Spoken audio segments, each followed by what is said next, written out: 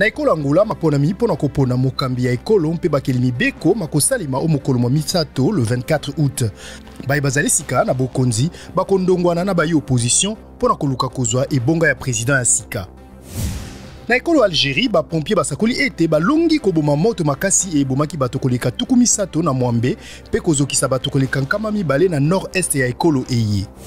Organisation mondiale ya santé sakoli ete ezali na bakisi mibale biyebisi bizwama pona kobika na bokono bwa Ebola. Ezali mbala liboso lingomba liyelitalaka makambo ya bokolongono omolongo esakoli sango eye.